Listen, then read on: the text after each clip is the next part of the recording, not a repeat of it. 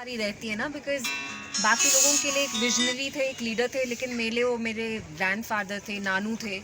And because मेरी परवरिश मेरी मदर ने की है, तो उनका एक फादरली रोल रहा मेरे लिए, तो he was very important for me in my life. तो हम उनको बहुत मिस करते हैं as a grandfather, I really miss him.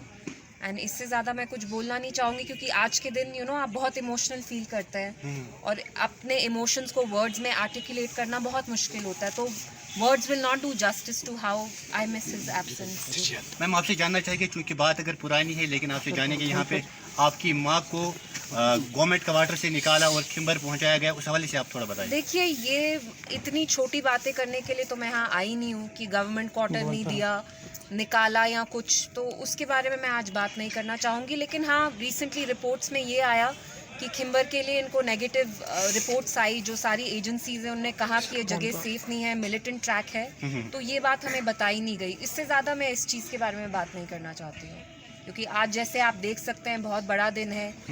मेरे ग्रैंडफादर मरहूम मुफ्ती साहब की 7th डेथ एनिवर्सरी, तो हमें बड़ी बड़ी चीज़ों के बारे में बात करना चाहिए।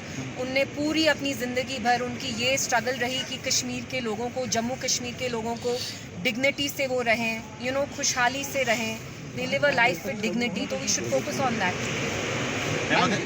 मैम ये बताइए कि बाजी ने कहा कि हमने मुफ्ती मोहम्मद सईद ने हिंदुस्तान के साथ इलाहा नहीं किया, पाउंड की थी ना, और उस वक्त उनने सबने अपना करियर देख के कही थी। लेकिन हाँ, मैं ज़रूर कहना चाहूँगी कि जिस हिंदुस्तान में मेरी परवरिश हुई, मेरी तरबियत हुई, वो अब ये हिंदुस्तान और वो वाला हिंदुस्तान में ज़मीन आसमान का फ़र्क है। आप यहाँ देखिए, मुस्लिम्स को तो तंग किया जाता है। अभी हाल ही में क्रिसमस जब सेलिब्रेट किया गया, कितनी जगहों पे मदर मैरी का स्टैचू जो है वो वैंडलाइज किया गया। मुस्लिम्स को तो तंग कर ही रहा है, अब क्रिश्चियंस जो मिशनरीज़ हैं उनको भी ख़ास तौर से बहुत तंग किया जा रहा है। तो ये वो हिंदुस्तान तो है ही नहीं जहाँ मेरी परवरिश हुई, और आप जैसा हम सारे जिस हिंदुस्तान में पले बड़े, वो ये अब हिंदुस्तान रहा ही नहीं है। ये गांधी का हिंदुस्तान है ही नहीं, ये गोडसे का हिंदुस्तान है, जहां आप बीजेपी के लीडर्स जब इंडिया से बाहर जाते हैं तो वो गांधी जी के बारे में बहुत तारीफें करते हैं और उनके ऊपर एक फ़ख्र महसूस करते हैं। वही लीडर्स यहाँ आके गोडसे को ग्लोरीफाई करते हैं। गोडसे वो टेररिस्ट है